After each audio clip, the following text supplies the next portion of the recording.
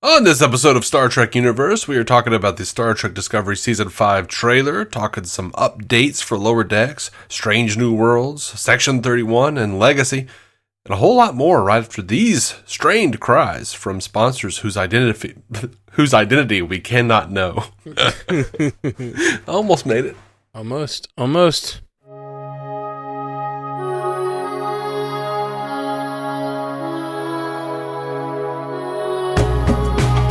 Welcome to Star Trek Universe, the podcast where you get to listen in on two lifelong friends sit and chat about Star Trek. My name is Matthew Carroll. I'm David C. Robertson. Dave. Yes. We hadn't had a show between the two of us in a while. You and Effie have been doing those original series coverage and rewatch. But you tell me there's much news. There's much. So it's been building. I answered your hail, and I'm here to learn the status report, mission update. What's going on out in the world of Star Trek, my friend? Well, it wasn't a hail. I was sitting next to you on the couch. That's true. Anyway, a lot of news. First off, just want to bring this up. Gary Graham passed away. He played the Vulcan Ambassador Saval on Star Trek Enterprise. He died of a cardiac arrest. He was 73. And then today, news came down that Kenneth Mitchell, who played the Klingon Call in Discovery, he was also the character in the wheelchair thing on Discovery, where he was like standing upright. He actually had ALS in real life, and he passed away. He was only 49. So, thoughts and whatnots to all of their family and friends and for sure, fans who love those guys. Let's talk about the Discovery Season 5 trailer. Yeah, that's the biggest thing we got going. Is Discovery Season 5. What did you think? It felt like a lot of the same old from Discovery. Yeah. And there's a lot of hyperbolizing in this trailer. Like, it's the greatest mystery. It's the big, most powerful. It's the thing. Mm-hmm. I don't care. Yeah. It looks like it's going to be fun. It looks like there are going to be lots of pew-pews, lots of inspirational speeches. It looks like it's going to be Discovery. Yeah. And I'm here for it, but not terribly excited. Yeah, I hear that. I think it looks good. The one thing that I feel they went for with this trailer that I don't know that Discovery always goes for, is a sense of awe. Like it had sort of a just seeing the beautiful worlds they showed. Like they usually go for a sense of awe. I'm kidding. I just had to make the joke. I think they go generally for a sense of like adventure in a danger sense. It's like there's a big threat and we're going on a adventure to stop it or whatnot. And obviously this one's going to have some sort of threat as well. We see some of that if it falls into the wrong hands. But this gave me more like I said, Indiana Jones vibes, where there's a great power they're seeking, which is a little bit different than we've had in the past. Unless instead of like, these villains are after us, this war is happening, it's like some sort of hopeful thing they're looking for, and like just that opening with her and Saru standing on that cool waterfall looking over the planet just gave me vibes of, sort of Strange New Worlds-esque, like, let's actually like focus on how cool it is that we have these strange worlds to visit, one thing in the trailer that really does not interest me is the fact that it's like this thing that they're gonna have to like unlock with puzzles and stuff and like I love that stuff. The code. Yeah, I don't. That's like what I don't like about like Indiana Jones and Aquaman and National Treasure and all that bullshit. I'm like, I don't give a shit about your.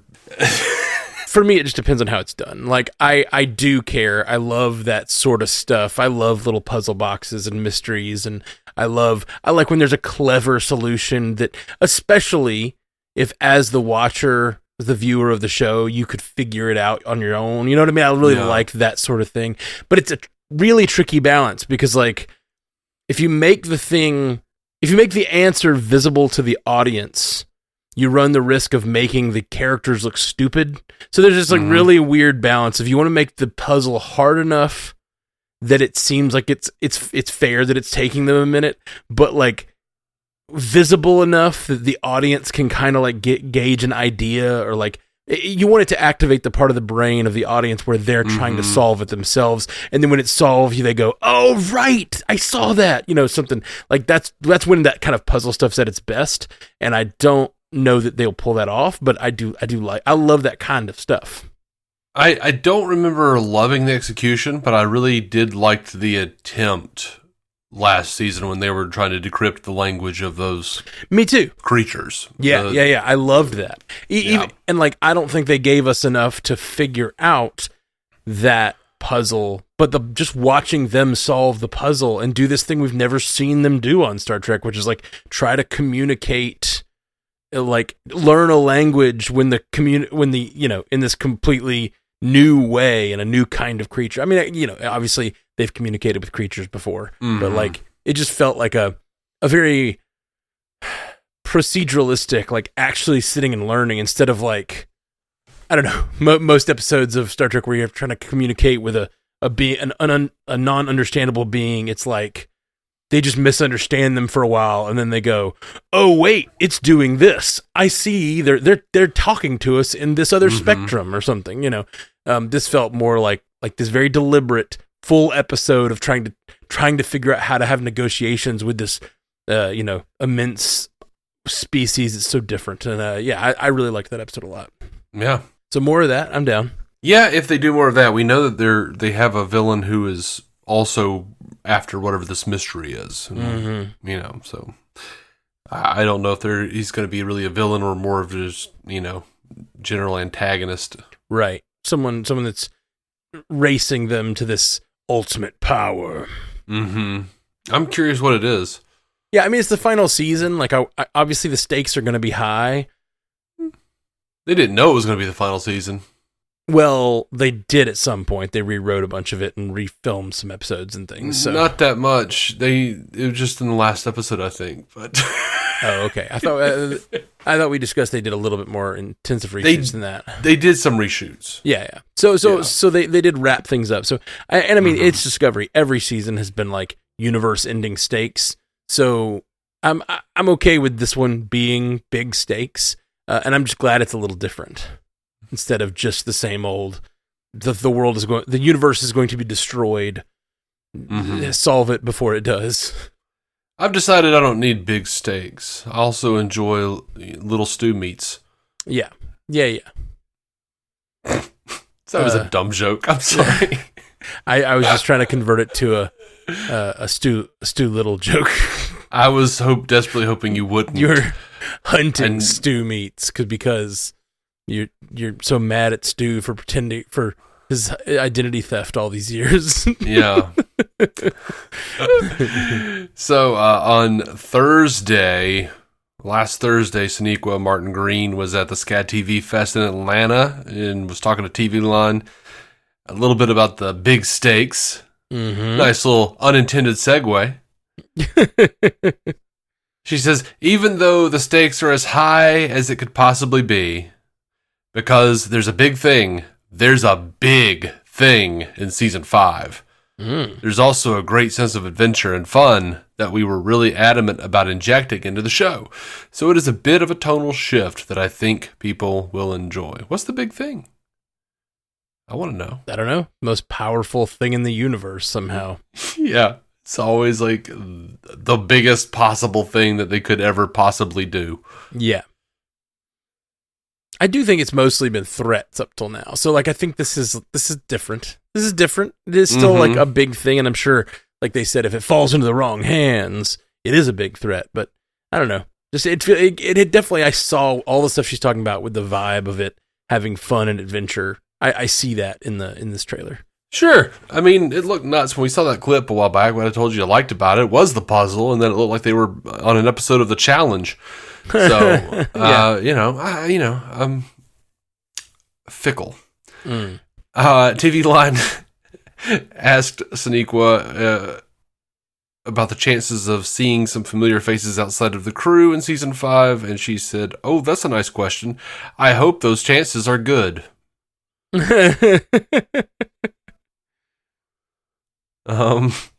For Section 31, we missed this bit of news. They've started production and they announced the cast for the TV movie.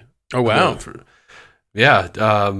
So Omari Hardwick from Power, Casey Rawle from Hannibal, Emmy winner Sam Richardson from Ted Lasso. I love that guy.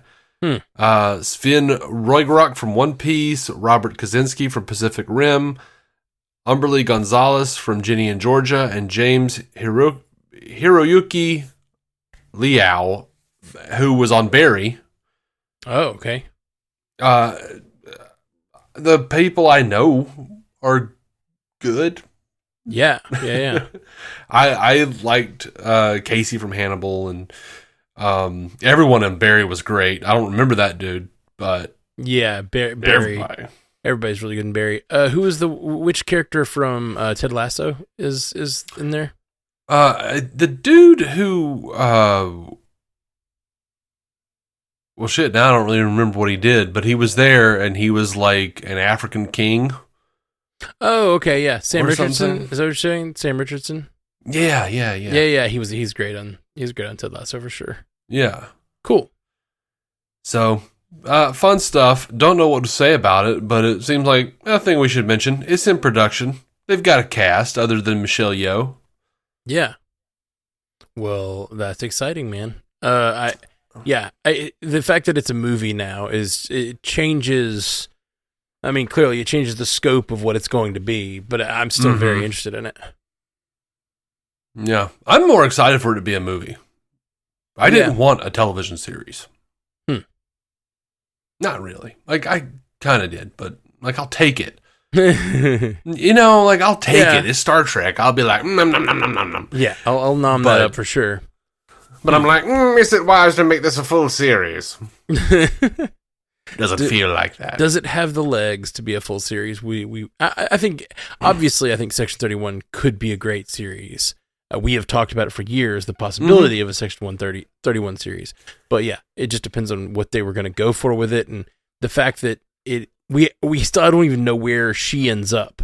So it's very interesting. They could go anywhere in the entire history of the Federation to make this particular Section 31 story happen. So that is really fun. That's fun. Over to Lower Decks. Yeah. They're talking to Trek Culture. Showrunner Mike McMahan talked about a little bit of what we can expect in season 5. Says, we've got some really amazing cameos. I think we really outdid ourselves this season. Stuff nobody could expect. Stuff that was very difficult to lock everybody into and involved me writing personal letters and calling in favors. And this is me saying that after how hard it was to track down Shannon Phil, who I love. She played Cedo Jackson. So that what amazing cameos. More amazing cameos? More amazing than Nick Locarno? Yeah. Like sounds like he really did a lot to bring a lot together this season. That's exciting. Yep. Tawny Newsome at the Farpoint convention said there is something that I want to say. Or someone that I want to say, because they said, they asked who she would want to work with from previous Star Trek, and she said, there's someone that I want to say, but they're coming up in season 5, and so I can't tell you about it, but I'm very excited for season 5. Then she said, because I know there's like at least three of our listeners who are going to hear that, and if they don't know it already, they're going to get all excited thinking, it's the Cisco. No. Because she said that in addition to the season 5 person that she's talking about, her holy grail would be to get a scene with Avery Brooks as Cisco. So yeah, so it's like the only. If those of you who are excited for a moment, thinking it was Cisco, that's the only person we know it's not. Actually, that's not true, because she goes on to say she's hoping to get a chance to work with Terry Farrell and thinks it would be cool to see Mariner and Jadzia do some stuff together. So we can assume it's not Jadzia. Yeah. Would she have been there? I guess she could know Jadzia from before her days on DS9, but that seems like a stretch there. Well, she was stationed on DS9 during the Dominion War.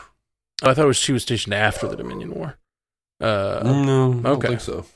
Yeah, I don't know the timeline. She's also still... Yeah, I guess I also don't know how old Mariner is because she's been a lower decker. 78. Oh, okay.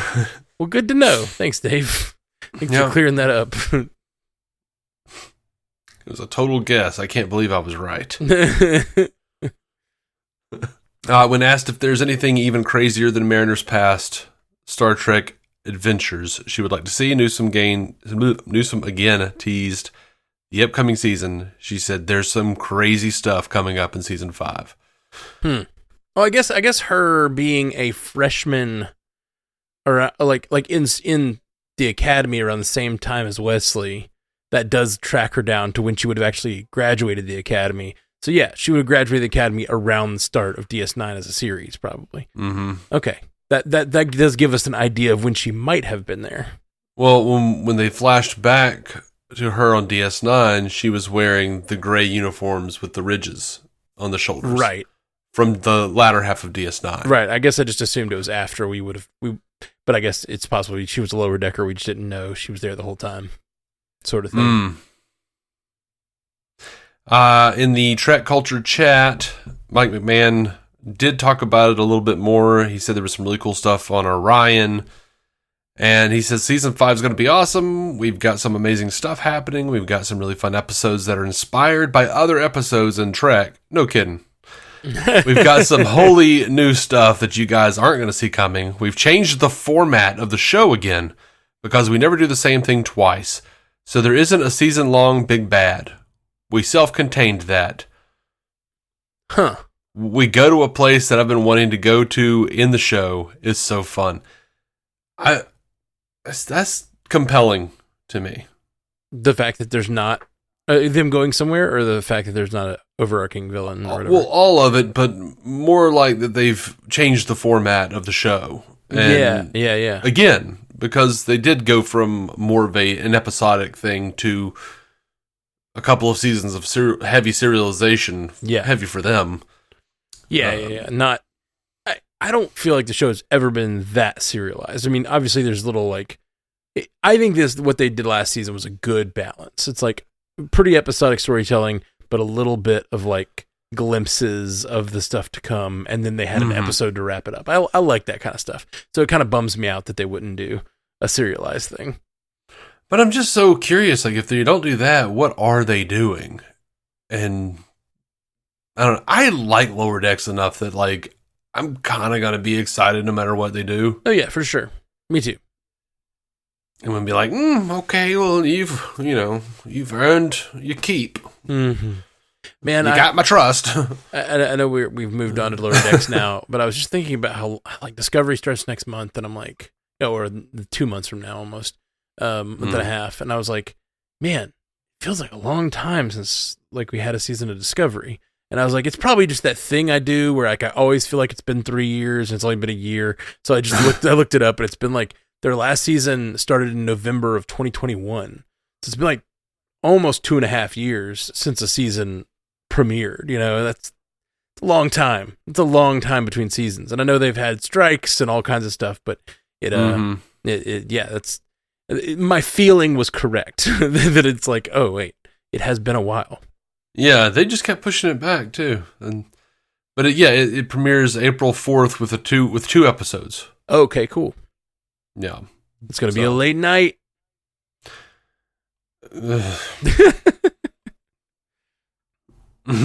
I mean, yay! Come on, Dave, get pumped. You know you're pumped. I'm not pumped. You're pumped. I'm not there yet. You know what? I missed a Ghostbusters Frozen Empire trailer from 3 weeks ago and just found out about it. Oh yeah, and I'm really pumped for that right now because I just watched the trailer. And it looks good. It looks good. It looks great. It does. I feel like there are 3 or 4 comedians in that one, like that aren't really listed. They're not listed as Ghostbusters or whatever, but I feel like they're backdooring us a like Ghostbusters set of 4 comedians, sort of a la the old crew, with like I think Kumail Nanjiani's in there. Who else is in there? There's a few people in the trailer. They all show up anyway. Obviously Paul Rudd, Kumail, Patton Oswalt. That was the other one I couldn't think of. That other guy whose name I can never remember, the blonde-headed dude. Yeah, my brain's. It's been a few weeks. We talked about it on Multiverse News when it came out, and I was like, yeah, that feels like they're doing like a Ghostbusters, a full set of new Ghostbusters that we don't know to expect. Yeah, but it'd be neat to see. Yeah, I'm excited. I love Ghostbusters. Going back to Star Trek though, Lower Deck season 5. I liked this answer. So they were interviewing Tawny Newsome, and they said, "I know this is more for showrunner Mike McMahan, but how are the chances of it still arriving this year because the strike slowed it down a bit?" And she says, "I don't know anything officially, but judging by my math, I think we stuck to our production schedule kind of well because we were really ahead before the strike. And when we stopped, it was interesting because technically we were still allowed to record, but as a cast, being part of a larger franchise of shows that were not permitted to work, it didn't feel right. And so Jack and I and all the others, we were torn between not wanting to put pressure on our animators and delay their production timeline, but also wanting to honor the spirit of the strike even though we're technically allowed to work. So we did not work during the strike. And I think it still is going to work out, and I'm really sorry to our lovely artists who work on it if we did put pressure on them." I like that she was nice to the artists, first of all, but also I like having some idea of when we can expect Lower Decks, because we don't know yet when it's coming. Yeah, for sure. But I also like that they didn't do work on the strike. Work during the strike. Yeah, even though they could. Yeah, that's especially for a big project like that. It feels like a big. That's a large stance to take. To hold up a production like that when you technically don't have to. I'm surprised the studio didn't put a little more pressure on them to do that. They asked, so for season 5, would you say it is more of the same good thing or something different? And she said, yes, both. It's more of the same in a good way, but not more of the same in the thing that I think a lot of people were ready for Mariner to put behind her, which is some of that self-sabotaging energy that she has grown from and put behind her. She has had to embrace the promotion and figure out a way to be chaotic, but with a little more responsibility and growth. It hasn't terribly bothered me, except it has a little bit that Mariner has been not growing for years. It's like any show where a character has a trait that isn't great about them. I think they've done a pretty good job with giving her moments of reflection, and if she's not going to get it solved in one episode, sure, this is season 4, but going into season 5, but that seems like a normal course for a character. It's that old Gilligan's Island thing of it sucks they never get off the island, but once they get off the island, the show's kind of over, right? These are the characters we have, and I know that she can grow and then grow again in a different way, but that is the character that we have, and people don't change that often. I mean, really, we all know people. And how you doing? Yeah. People take time to get over their major issues in their life. Oh, sure. And in this scenario, it took her actually being confronted with Locarno to sort of sort through some of that stuff. Yeah, I mean, you expect a little more speed on TV these days.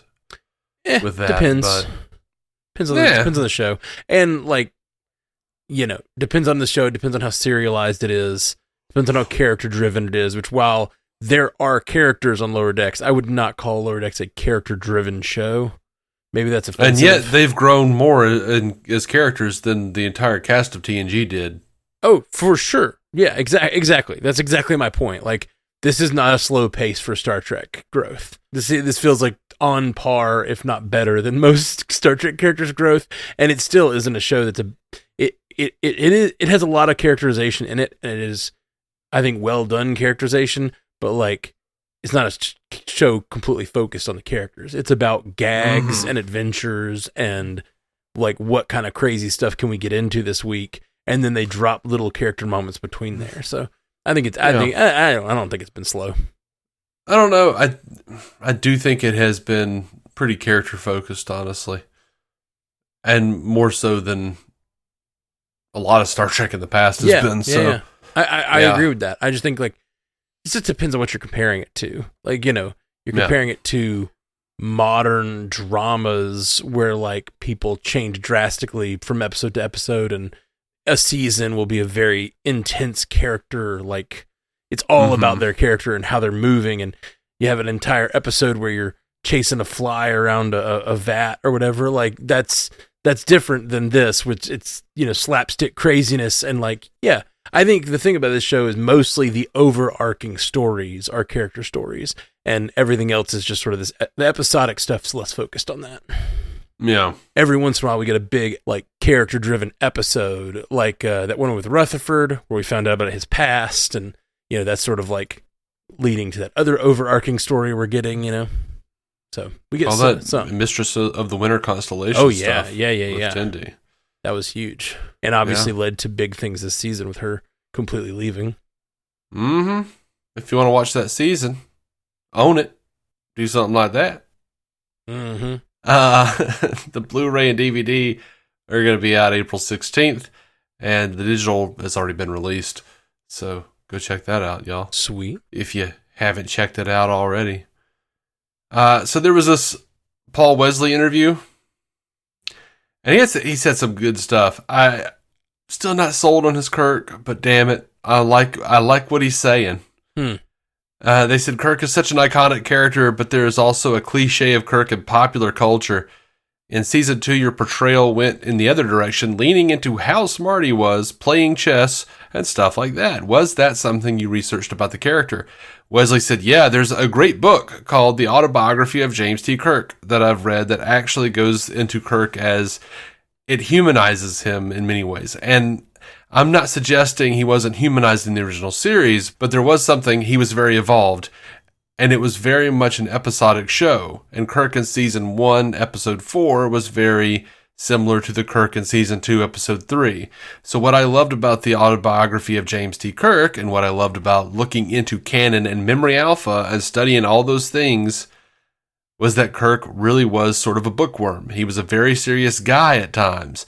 And he also had a lot of charisma and all that. But I think I wanted to explore those layers and do something different. I wanted to do something that perhaps people didn't automatically think of when they thought of James T. Kirk. They asked, are you recurring again in season 3?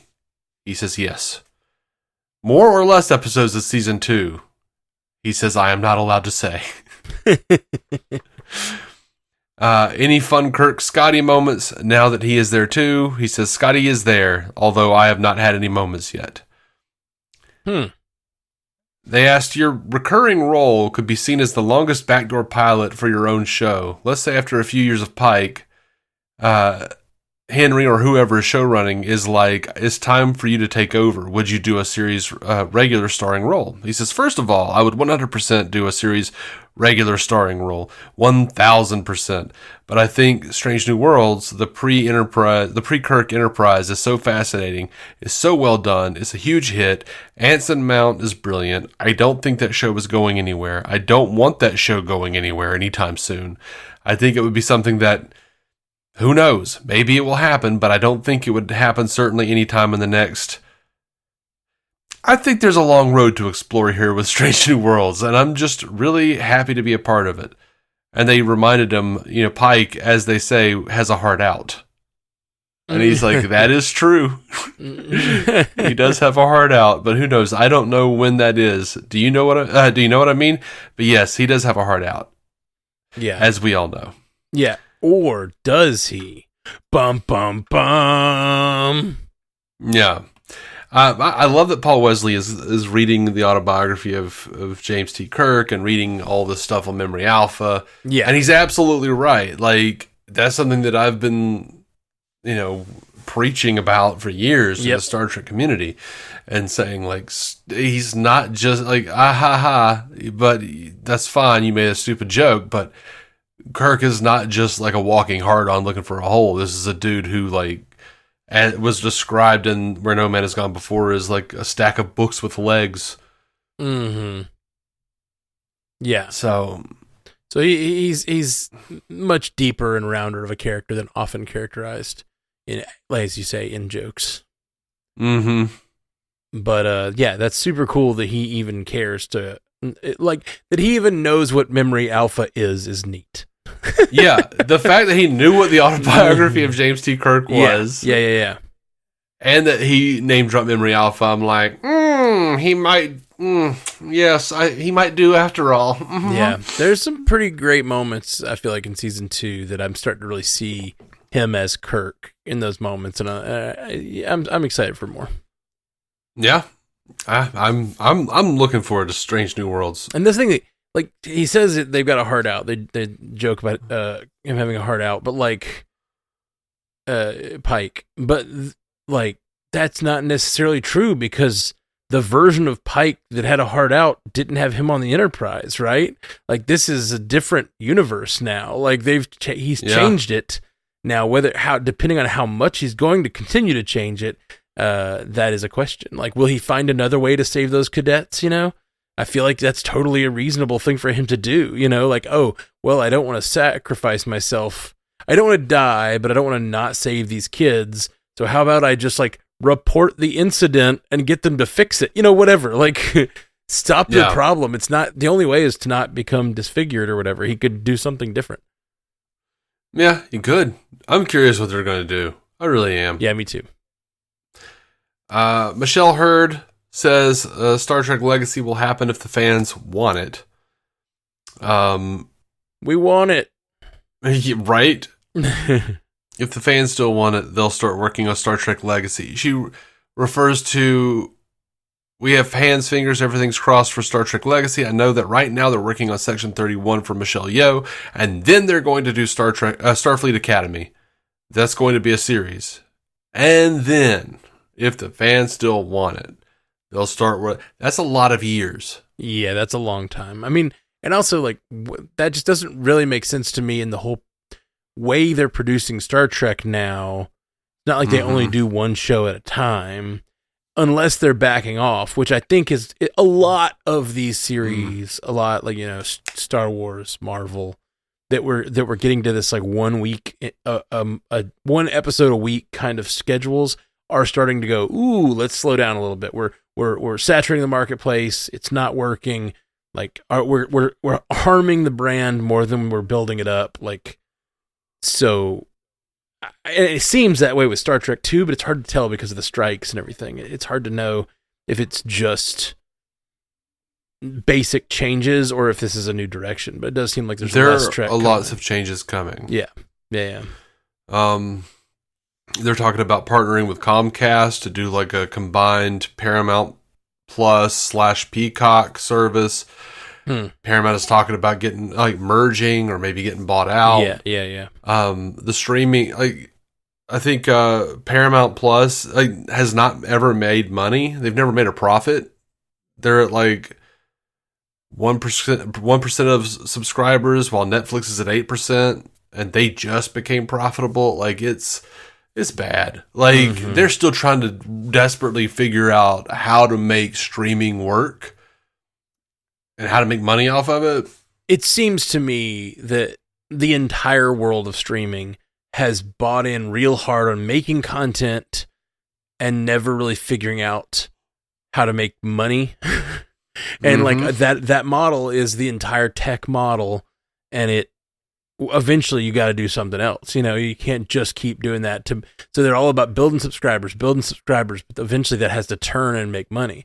And so far they haven't figured that out. And I think that like the entire ecosystem is probably due for a retraction. And I think we're already seeing it to some degree.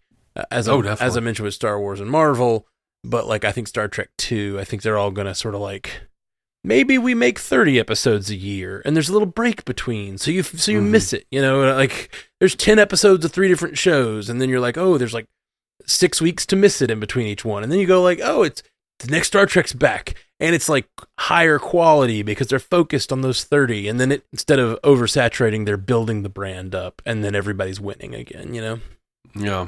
And that goes for fans too. As much as we joke about, we will watch everything that they put out. It's like, we will be more excited if it was, I don't want it to go away. Like I don't want Star Trek to go to like, 10 episodes a year or whatever, but I wouldn't mind 30 or whatever, some balance in there. And I'm scared of the retraction taking us way back. And we're suddenly like, really far behind, like not getting any Star Trek again. Yeah. John Delancey talking about that final Picard scene. And he says, most post-credit scenes are a setup for something else. So I took it as that. In reading it, I went, oh, well, there it is. There's the baton. There's the jump off for the next show. I don't think at this point it will happen. There was a fun period of time that it looked like it could happen. But then there was the writer's strike, which took a lot of people's attention away. I don't think that they expected that season 3 was going to be as good and as well received. They had already decided on another show. They were already moving in another direction, but it was certainly a really valiant and well appreciated finale to The Next Generation. They asked if Paramount ever did decide to move forward with the spinoff Legacy. Delancey said, my involvement has always been as a catalyst, as a disruptor, as a character that pushes the envelope and makes everybody hopefully learn something. That's one.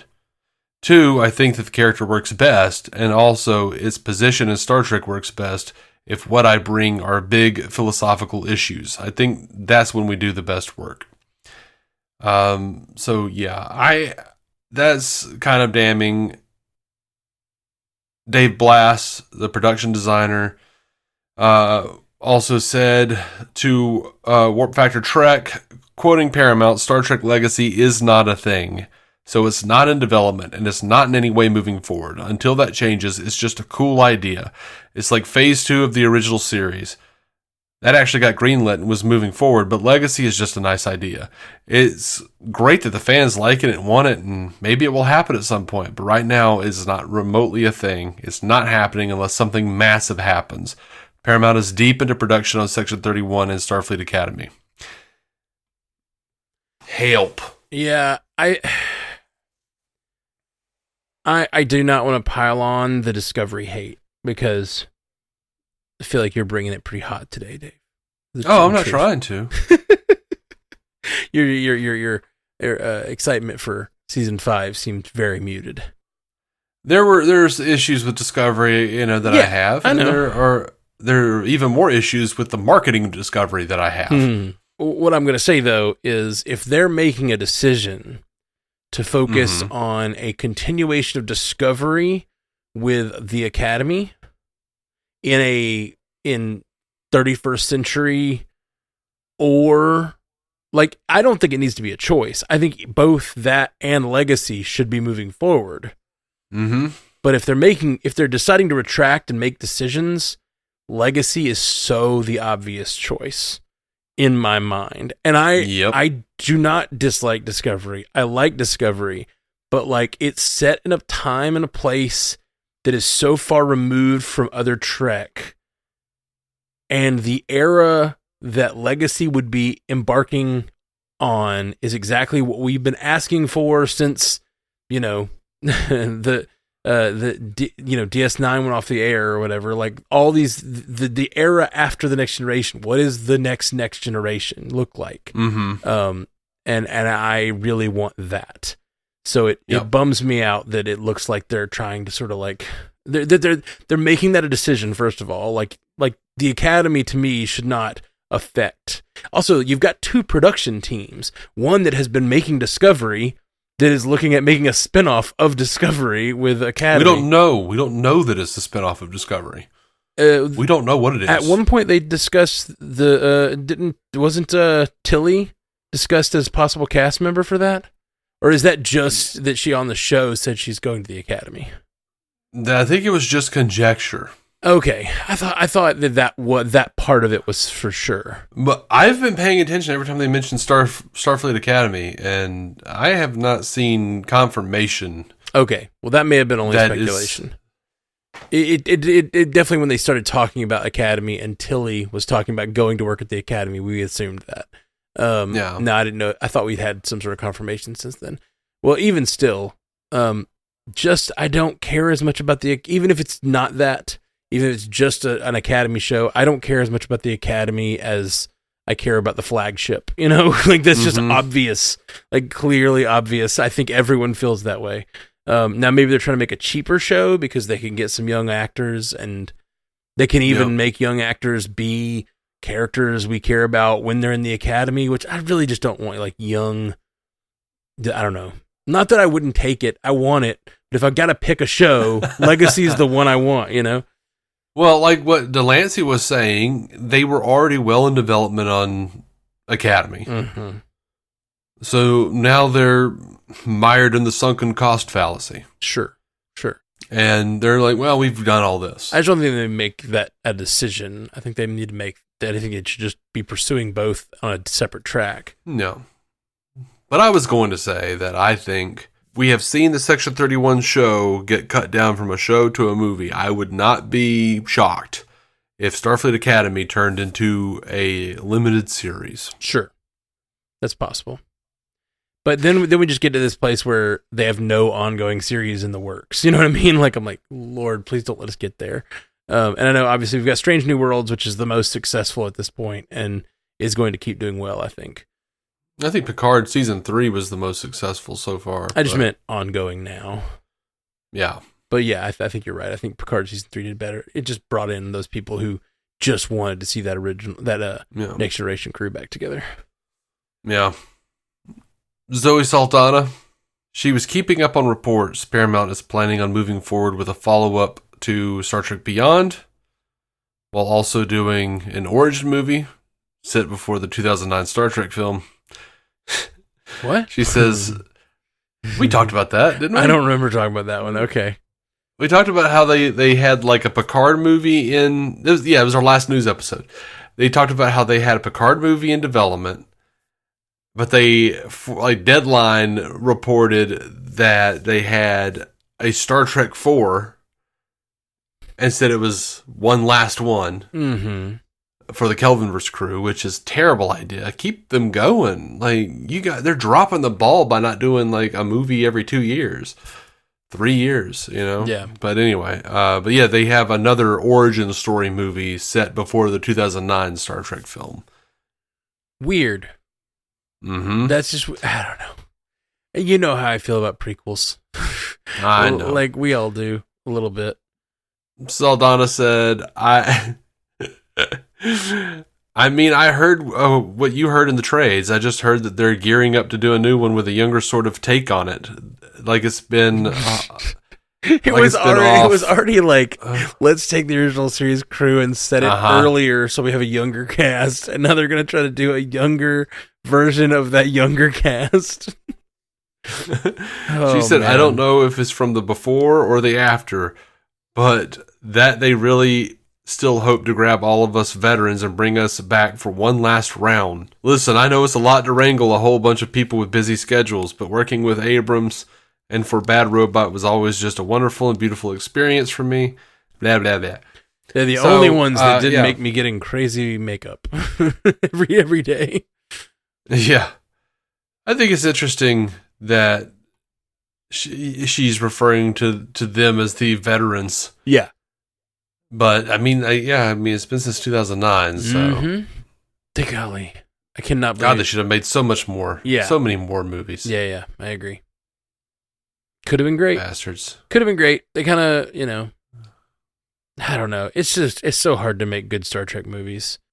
No, it's not. It can't be. It's hard to make good blockbuster Star Trek movies. Because... Blockbuster, yes. Yes, that's what I'm talking about. And that's the only way they're going to do it is if it makes money. And these days, especially you're talking about sci-fi, your budget's going to be high, so they want it to make hundreds of millions of dollars. So they're trying to capture the general audiences. They're not making them for Star Trek fans. They're not going to make a movie with all of those actors for Star Trek fans. And so that's why, and they did kind of with Beyond. I feel like Beyond was that. And then they didn't market it at all. Right, because they didn't believe in it, because they didn't believe that general audiences would buy it. I'm not saying they can't. I think that if they had, like you said, every 2 years had been doing this, I think they could have had this really epic course of those movies, and they could have been building on their own hype and could have their own franchise going now. But now it still just feels like they're still the younger cast that's doing the thing the older cast did. You know what I mean? Mm-hmm. Especially since Beyond didn't do as well and it wasn't marketed. Like, people don't even probably realize it happened. So the general audiences know, yeah, I saw that. I liked the new Kirk and Spock. That was cool. Oh yeah, and then they saw Khan. They fought Khan there.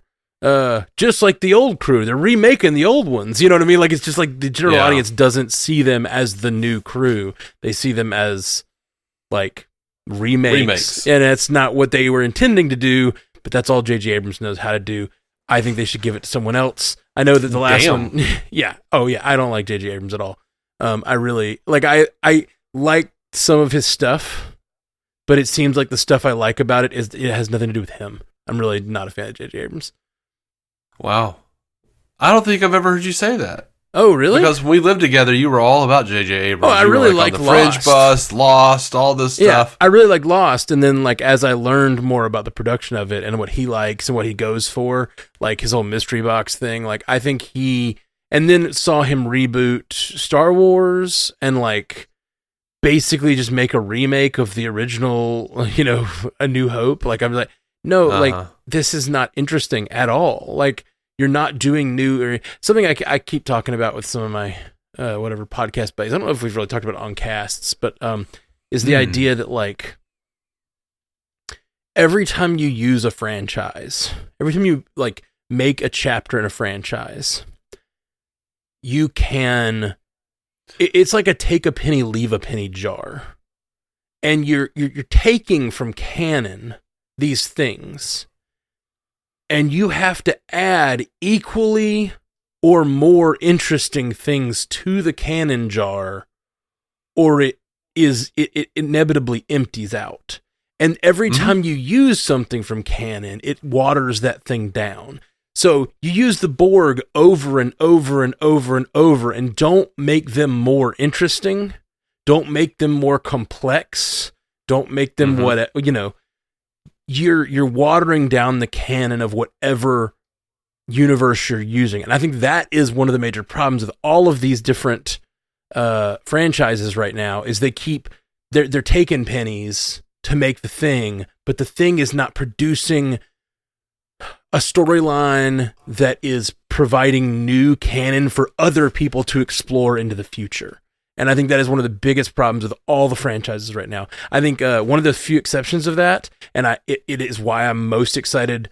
It was one of my favorite, most exciting thing. And, you know, I'm not a big Star Wars guy, but I really loved Ahsoka. Did you watch Ahsoka? No. I loved it. I haven't even finished all the movies, man. Well, Ahsoka happens like way in between, like right after the original trilogy. So, or shortly after, whatever. Anyway. It's in that era, so you don't have to know anything of the future. But Ahsoka did all this cool stuff to like provide new interesting characters doing new interesting things. Some of it borrowed from like legends and stuff, like the old books that aren't canon anymore. They borrowed some things, but all of those things that are from legends, it's the same reason comic book movies work when they actually adapt the material. You know what I mean? It's like that, and that's why we get so pissed off when they do things like Secret Invasion, which use the name of the thing, but don't actually adapt the material. Because it's like, you're taking the penny, and what you're leaving is not the new canon. Like, we don't have Secret Invasion didn't happen in the MCU. It's just like a very small, minor version of it that didn't like add up happened in the MCU. So you took the penny of using the name and you put back like a turd. Like you're not returning to the jar what needs to be returned to the jar. It's like, yeah, that's That's, I think, what's wrong with a lot of these shows right now. And I think, to its credit, I think Discovery has left a lot in the jar. Yeah. Like the fact that they took the big swing of moving to the 31st century and doing like a whole new federation and how it's structured and starting to bring people back in and all that is interesting. And like, I don't think it has, because that show isn't as widely watched by general audiences, like we talked about with Picard. Everybody wanted to see the original or the next gen crew back, so a lot more people came back for it. Like, I think it's problematic because like maybe there's not enough people who are seeing that new canon to like continue on that story. But like, you could absolutely set more stuff in the 31st century, and I'd be fascinated to know what is continuing to go on with that version of the Federation, you know? But yeah, anyway. I mean, I don't think I care, but mostly because if they're going to stick in the 25th century, they need to stay in the 25th century for a minute. I agree with that, and not have like do one or the other. Really, is how I feel. Yeah, I don't want to see like, well, we know that everything's going to be fine because. Yeah, bullshit in the future. You know? Or either do one or the other, or make them all alternate timelines somehow. Show us that they're alternate timelines, so that we're like, okay, that's happening in a universe, just not necessarily ours, and this story isn't necessarily going there. So everything isn't a prequel of everything else. Yeah. Anyway, here's a weird thing that I'm going to jump to. On Armchair Expert with Dax Shepard, Noah Hawley. Ooh. Was a guest, and he said, I mean, I was going to make a Star Trek movie with Cate Blanchett and Rami Malek. Could have had that, America. Oh, man, that sounds amazing. That sounds absolutely amazing. Doesn't it? I am so into Noah Hawley right now after the season of Fargo, and I've been really kicking the Star Trek side of myself that never happened. Yeah, I am annoyed with him because he's gonna, I think, cut out Prometheus or something from the Alien canon. I think that was him. Yeah, they're making a new series, but it is a prequel. I don't know. I don't remember. But yeah, they're going to ignore Prometheus. They're ignoring Prometheus, but I don't think they're necessarily like saying it. Contradicting it. They just aren't including that parts of the canon, which I haven't seen Prometheus, so I can't even really talk about it well. But I know that it's Prometheus, and there's another one that are like prequels to the Alien series. So yeah. They're setting their new show, I think, sometime before the first Alien, but it's not going to connect to those. But that doesn't necessarily mean it's going to disconnect it. Just not gonna. Yeah, it's just not what they're going to. But you will like what he says in that. He's like, we wanted to go and use the old. We're basing it on the original Alien. We wanted to use the toggle switches and the old technology and all of that. That is in no way surprising to me, right? Because Noah Hawley did Legion. Yep, it was very 60s. Yes. Oh my God, it is one of the best shows that's ever happened. Mm-hmm. And I'll never completely hate him out of my love of that show. Yeah. And what he did. And I would have loved to see a Star Trek movie that he directed. Me too. But here's some good news. Terry Matalas is nominated for Writers Guild Award for Star Trek Picard. Nice. It's a hard job. He did it well. Yeah. So Picard is the first Paramount Plus original Star Trek series to be nominated for a WGA award. The last WGA nomination for the franchise was for the screenplay for the 2009 Star Trek movie with Roberto Orci and Alex Kurtzman nominated. Another hard job. They did well. One episode of Star Trek The Next Generation, The Measure of a Man, and 3 episodes of the original series, The City on the Edge of Forever, The Return of the Archons, and Return to Tomorrow were previously nominated. Harlan Ellison is the sole franchise winner for City on the Edge of Forever in 1968. Wow. I wonder who he's up against. Who? Terry Matalas. Oh, Terry Matalas is up against major competition with episode writers Shonda Rhimes for Queen Charlotte, a Bridgerton story, John Brown and Ted Cohen of Succession, Georgia Pritchett and Will Arbery of Succession, Chris Brancato, and Michael Payne's of Godfather of Harlem and Peter Morgan of The Crown. Lots of high profile shows. Honestly, the fact that Picard got named in that very prestigious group is pretty impressive. Like, I kind of can't imagine the WGA voting for Trek out of those, especially with Succession on the board. But Succession has 2 different episodes. I always feel like that's going to split the vote. You know what I mean? Mm-hmm. I feel like Succession was really, really great. No, I haven't seen it. Yeah, it's really good. I'm just tired of, it's one of those things, everyone's telling me to watch it, and I'm like, no. It's good. You've made me sick of it just by begging me to watch it. Now there's no way I'll enjoy it at all anyway. It's good, but Dave, don't worry. It's too smart for you. All right. Just teasing you. Well, if you understand it, I think I've got a pretty good chance. I didn't say I understood it. I said it was good. There's definitely portions. I'm just like, well, that's clever sounding dialogue. Corporate this, that. Uh-huh. It's really unfortunate. I love your mom so much. I never want to call you a son of a bitch. All right. So, Saturn Awards. Patrick Stewart won Best Actor in a Television Series for his work in Picard.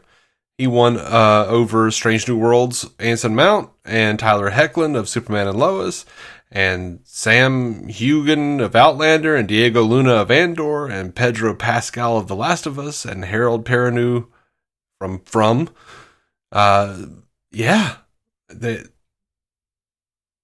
Patty Stewart won over all those guys. That was crazy. Wow. Yeah, that's impressive. Jonathan Frakes won for Best Supporting Actor in a Television Series. And he actually beat out other Picard cast members, Ed Speleers and Todd Stashwick, as well as Ethan Peck of Strange New Worlds. Wow. Which awards was this? Saturn Awards. Okay, Saturn Awards. Cool. And Jerry Ryan won Best Supporting Actress in a Television Series. Wow. And she beat Strange New Worlds' Jess Bush and Celia Rose Gooding, as well as Genevieve O'Reilly of Andor, Katie Sackhoff of The Mandalorian, Sophie Skelton of Outlander, and Rebecca Wysocki of Ghosts. Gotcha. Yeah, so Saturn Awards is science fiction, fantasy, and horror specific. That makes sense. So I was like, man, these guys are winning these acting awards. That's great. But then you started saying like all these other people who are also from Star Trek. I was like, this has got to be sci-fi specific. Oh yeah, definitely. Cool. But Paul Wesley won for Strange New Worlds as best guest star. Nice. And he beat out a bunch of people, and he beat out Andy Serkis, for Christ's sake, and Andor. Wow. Yeah, that's impressive. I didn't see a lot of Andor. I saw some of it, and Andy was great. Yeah, he was great. He was really great. Also in that episode, Eben Moss-Bacharach, who was just cast in that same episode with Andy Serkis, he's another one of the prisoners in Andor. He was just cast as the Thing for Marvel for Fantastic Four. Oh yeah. I saw that. I know him from Girls, that Lena Dunham show. He's been around a while, and he's been in a lot of things. He's also Micro on The Punisher. Yes, which is. Is kind of funny because Marvel, and then he also most recently, I think, what brought him to the front of people's minds to get cast the way he has for the Fantastic Four is he was on The Bear, which The Bear is really, really good, and his character fits really well with like the Thing, and he also just has a really gravelly voice, which yeah. You need it's that. It's clobbering time. It's clobbering time. I'm down. I've been waiting for Fantastic Four proper MCU for such a long time. Jesus God. The whole cast of Star Trek: The Next Generation were presented with a special Lifetime Achievement Award to the Saturns. So that's nice. Yeah, it's great. And I don't want to talk about this a ton, but the last week Apple released its Vision Pro spatial computing AR VR thing headset. It's a VR headset, yeah. Yeah, and you remember Roddenberry they have this thing called the archive, and they're like, we've talked about it, yeah, meticulously mapping out like the bridges of all the ships and all these alien worlds and all this stuff. Yeah, and the archive is coming to the Vision Pro. That's really cool.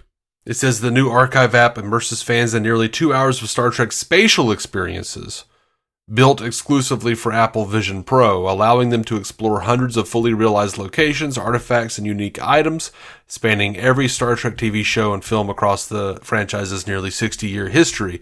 With only gaze and touch, Apple Vision Pro users can transport themselves instantly through gorgeous immersive 3D environments, traversing between different eras of Star Trek, from the cage, pilot, to Star Trek Lower Decks. They can inspect each item on Kirk's shelf, take a seat at Quark's bar on the Deep Space Nine Promenade, or launch a shuttle from the USS Enterprise D's hangar bay. With Apple SharePlay, a visit through the world of Star Trek can also become a shared social experience that can be live streamed with friends and family over FaceTime. That's cool. I was looking at all these videos, and like it looks like you're walking around in the promenade. Yeah, I was so excited cool to see that. I will never be able to afford one of these things. No, I have a Quest 3, which is much more affordable, and I would hope that they eventually bring it to that. I don't see why they wouldn't, because like the Apple's thing is wonderful, but it's so expensive that you can't you're limiting your audience. So hopefully they'll release this for the Quest 3 soon. Or the Meta Quest or whatever. It's Meta Quest is only $500 and it's great. Like you can do a lot with it. Here's what I want out of this though. Like, so the whole thing with the Apple Vision Pro is that you can put a full quality computer screen in front of you and work, you know, in it. How cool would it be if you could like sit on the bridge of the Enterprise and pull up your computer console and do your work from the captain's chair? That'd be awesome. That would be really fun. One of the really cool things that I really liked, as a fan of like toy models and action figures and stuff, they have it says with the archive there are several downloadable holographic Star Trek objects that users can place in their home environment using the augmented reality functions. The various models can be shrunk or expanded from life-size to dollhouse scale, while rendering at a fidelity and quiescence never before possible on consumer hardware. I saw the video, and it's like a dude standing in a hallway, like playing with the Enterprise D, just like floating there. Yeah, I saw that too. I was like, oh, I want it.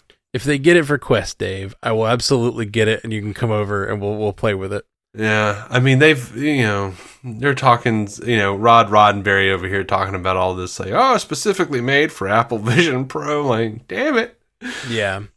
Which is like $3,500, Yeah. It's very possible it'll eventually get ported over to something cheaper.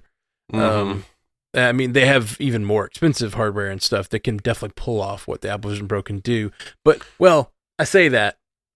The thing about the Apple Vision Pro that's amazing is that it is like you just have the little battery pack and you walk around and do your thing, and it's all that stuff in the headset. Most of the ones that can do what the Apple Pro does also have you have to be hooked up to a computer to do the kinds of the kind of heavy lifting that the graphics do and stuff.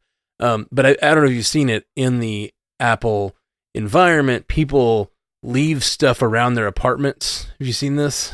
No, I don't even know what you're talking about. I've watched a lot of videos in the Apple Vision Pro. I bought a Quest 3, and then this came out, and I was just sort of like interested in the comparison. And so what you can do in the headset, and I think what you can do with that environmental whatever. So it's built so you can actually stand up and walk around your environment completely. Like it doesn't feel like you're in a headset. Like you can just walk around, Mm-hmm. And you can like leave a notes app by the fridge and like have on it like notes about like what you need from the store. Yeah. And like that your notes app is by the fridge. So you can leave the room, walk around the house, go to your office, do work, go back to the fridge, and your notes app is still pinned next to the fridge, and you can like type on it or do what you want to do with it. Like stuff like that. There's people that are doing this kind of stuff. They walk around their house and there's just stuff kind of pinned around their house. Very cool. But it would be really fun to be able to like I'm in my office right now, and if I had an Enterprise just floating above me at all times, like rotating above me, it'd be really fun. It'd be really cool. Yeah. Yeah, But the archive's latest release of spatial content can also be viewed as a live 2D stream on the web at roddenberry.x.io. And we've directed you guys to that before. We're gonna have all these links in the show notes. But it really just on your computer, it looks really cool. Yeah. God, I just want it. I want it all. Me too. That's all I got, man. That's all I got. Cool. Well, I like it. Thanks for bringing us the news, Dave. Oh, you're welcome. You're welcome. I do try. Yeah, really, you do. Every month or so. Yeah, you dig through the internet and find us all the. There's a lot of interviews and stuff you go through, and I really do appreciate it because you find those little nuggets of interesting stuff. Yeah, I try. I know I don't always succeed. It's okay. Y'all can hate me if you want. Stop taking compliments and turning them into reasons to hate you. I'm having a bad day. It's no good. What was that guy's name on The Simpsons? It's like Gil or something. He's like, gee, Gil, it's a rough day, Gil. It's like he's always just like living in a dumpster or something, but he's like got like a half of a suit on and like one half of his coat tail hanging out, his shirt tail hanging out. I don't know, man. I don't know. I don't remember Gil. He's just like I think that's his name. He's just like a random down on his luck dude who something always happens bad to him. He's like, gee, Gil, I thought that it couldn't get any worse, Gil. Oh. I don't know, man. Yeah, I don't either, man. I don't either. All right. Well, thanks, bud. And we'll be back soon, guys. We only got a few more weeks, and then we'll be talking about new episodes of Discovery. I'm pumped for that. Yeah, and meanwhile, and further still, Effie and I will be talking about Star Trek: The Original Series. We're very close to finishing the first season. Oh, and we have already recorded 3 more episodes that we have. They're just in the can, waiting to be released. I'll probably release them after we release this. So get on that edit, Carol. I'm gonna. And I'm very excited. The next one up, I think, for everyone is Space Seed. And Effie didn't realize that was the Khan episode. Oh, nice. She didn't realize it was the Khan episode until they were like, "What's your name?" And he goes, "Khan." And she's like, "Oh, God, that's Khan." That's the best way to watch Space Seed. Yeah. Love that. I've told this on podcast before, so forgive me if you've heard this. But did I tell you about my mom when I was watching Star Wars with her recently? No. I was watching the prequels because the Obi-Wan was about to come out, and I was excited, like just trying to like get a sense of all the relationships and where it was in the prequels, and really just remember it very well, get it more in my head before I watched Obi-Wan. My mom, I was staying with them because my mom was sick and was helping out around there, and so I was watching through, and she watched with me episode 1, episode 2. First, let me give you a little background. My dad loved Star Wars when it came out, and he saw it in theaters like 20 times, like the original trilogy. And so he loved it and took her to see Star Wars a bunch, and took her to see all the prequels when they came out. So it's funny because I don't think of him as a big geek or a Star Wars fan, but they watched those movies a lot. He knew all about them. She's definitely seen all these movies, and was around in the 90s when they were being marketed and everything. So we're watching the third episode 3, and then the Mustafar scene happens, and Anakin gets all cut up and such. Okay. And then they put him in the suit, and she goes, "Oh my gosh, Anakin is Darth Vader."